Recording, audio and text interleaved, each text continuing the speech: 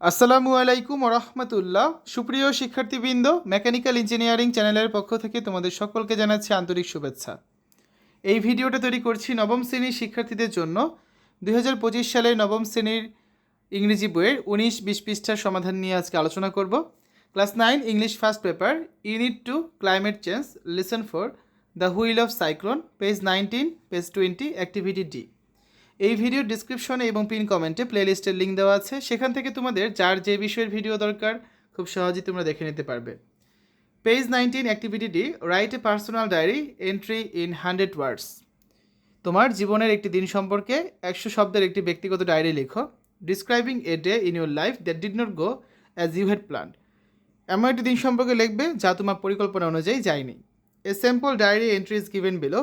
তো একটি নমুনা ডায়েরির লেখা নিচে দেওয়া হচ্ছে, যার সাহায্য নিয়ে তোমরা তোমাদের ডায়েরিটা লিখতে পারবে। ঠিক আছে, তো আমরা স্যাম্পলটা দেখি। 13 সেপ্টেম্বর 2024, 30 সেপ্টেম্বর 2024। ডিয়ার ডায়েরি, প্রিয় diary, today was one of the worst days of my life. আজ আমার জীবনের সবচেয়ে খারাপ দিনগুলোর মধ্যে একটি ছিল। I had started for school right on time around 7:30 AM। আমি ঠিক সকাল 7:30 দিকে সময় মতো স্কুলের জন্য বেরিয়েছিলাম। Usually my father gives me a ride to the school on his bike. সাধারণত বাবা আমাকে মোটরসাইকেলে স্কুলে পৌঁছে দেন, but today he had to go earlier to his office and asked me to take a rickshaw. কিন্তু আজ তিনি অফিসে তাড়াতাড়ি চলে গেছেন এবং আমাকে রিক্সায় নিতে বলেছেন। I knew that it would take a longer time to reach school on a rickshaw, and so I had decided to leave earlier. আমি জানতাম যে রিক্সায় যেতে বেশি সময় লাগবে, তাই আমি আগেই বের হওয়ার সিদ্ধান্ত নিয়েছিলাম। As I stood in front of my house to call the rickshaw puller, I found that all the rickshaws had already been taken by school students and their guardians. কিন্তু বাড়ির সামনে দাঁড়িয়ে রিক্সার জন্য ডাক দিতে দেখলাম সব রিক্সা আগে থেকেই অন্য শিক্ষার্থীরা এবং তাদের অভিভাবকেরা নিয়ে নিয়েছেন। I waited there for 10 minutes and found one vacant rickshaw and rode on it. তো আমি সেখানে 10 মিনিট অপেক্ষা করলাম এবং 10 মিনিট অপেক্ষা করার পর একটি খালি রিক্সা দেখতে পেলাম এবং সেখানে উঠে বসলাম। On my way, suddenly it began raining heavily and I was soaked from head to toe. অর্থাৎ যেতে যেতে হঠাৎ প্রবল বৃষ্টি শুরু হলো আর আমি পুরোপুরি ভেজে গেলাম। Just imagine what a disaster the day was for me. কল্পনা করো কি ভয়ানক ছিল সেদিনটা আমার জন্য। I entered my class drenched as a crow. আমি পুরো ভেজা অবস্থায় ক্লাসে ঢুকলাম যেন এক ভেজা কাক। Will write to you tomorrow again. আগামীকাল আবার লিখব। I have to sleep now so that I can be up early for school tomorrow. এখন আমাকে ঘুমাতে হবে যেন কাল ঠিক সময় উঠে স্কুলে যেতে পারি। গুড নাইট, শুভরাত্রি। এরপর যে আমরা অ্যাক্টিভিটি ডি এর দুটো সমাধান দেখব। দুটো অ্যান্সার আমরা তৈরি করেছি এখানে, যাতে তোমরা তোমাদের সুবিধার মতো এখান থেকে ধারণা নিয়ে নিজেদের মতো করে লেখাগুলো লিখতে পারো। ঠিক আছে, ফার্স্টে আমরা দেখব স্যাম্পল অ্যান্সার 1 বা নমুনা উত্তর 1। 31 জানুয়ারি 2025, 31 জানুয়ারি 2025।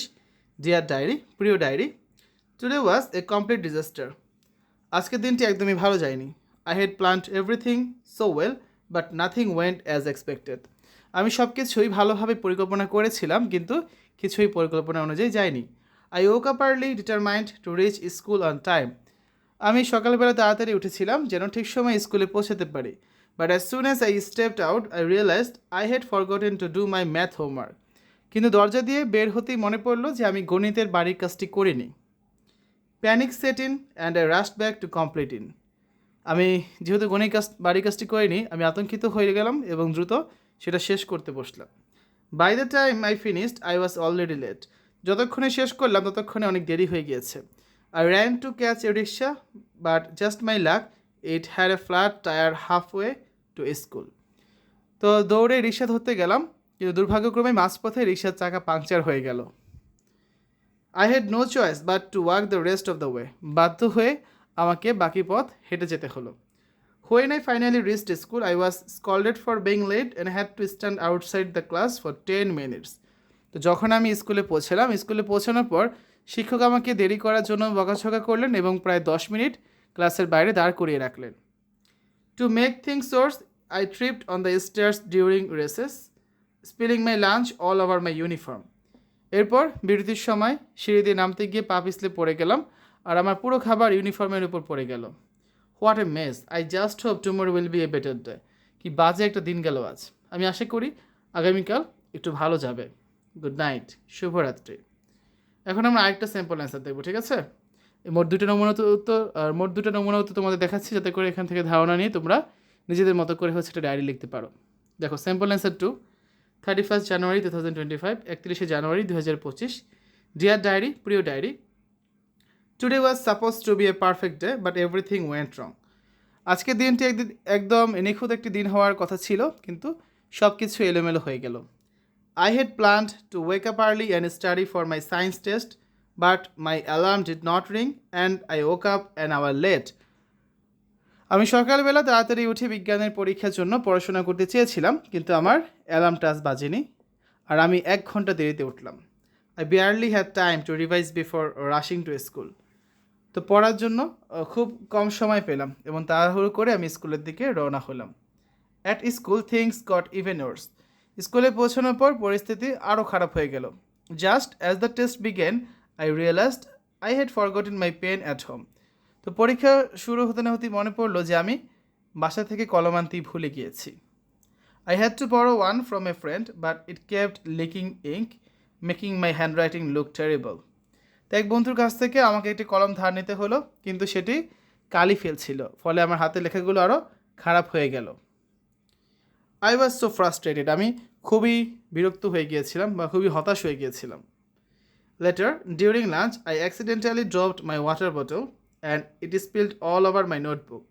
এরপর টিফিনের সময় আমি দুর্ঘটনাবশত আমার পানির বোতলটা ফেলে দিলাম এবং সেটা আমার নোটবুকের উপর পড়ে গেল এবং পুরো নোটবুকটা নষ্ট করে দিল।